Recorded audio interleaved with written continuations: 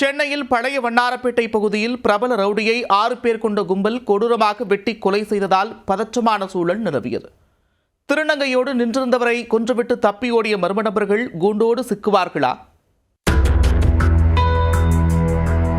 சென்னை ஓட்டேரியில் உள்ள SVM நகரைச் சேர்ந்தவர் 20 வயதான பலியாடு என்கிற அஜய்.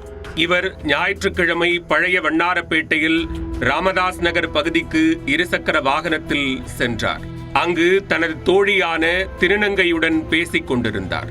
அப்போது 2 இருசக்கர வாகனத்தில் மர்ம நபர்கள் 6 பேர் வந்துள்ளனர். அவர்கள் அஜயுடன் வாக்குவாதம் செய்துள்ளனர். வாக்குவாதம் முற்றிய நிலையில் திடீரென தாங்கள் மறைத்து வைத்திருந்த அரிவாள் உள்ளிட்ட ஆயுதங்களை எடுத்து சரமாரியாக வெட்டியுள்ளனர். அதைக் கண்டு அங்கிருந்த திருநங்கை அதிர்ச்சியில் உறைந்து போயுள்ளார். தலையில் வெட்டுப்பட்டு சரிந்து விழுந்த இளைஞரை மர்ம நபர்கள் தொடர்ந்து சரமாரியாக வெட்டியுள்ளனர். இதில் பலத்த காயமடைந்த அஜய் நிகழ்விடத்திலேயே உயிரிழந்தார். இது தொடர்பாக தகவல் அறிந்த பழைய வண்ணாரப்பேட்டை போலீசார் சம்பவ இடத்திற்கு சென்றனர். பின்னர் உடலை கைப்பற்றி ஸ்டான்லி அரசு மருத்துவமனைக்கு அனுப்பி வைத்தனர். இச்சம்பவம் குறித்து வழக்கு பதிவு செய்த போலீசார் CCTV கேமரா காட்சிகளை ஆய்வு செய்து கொலையாளிகளை தேடி வருகின்றனர்.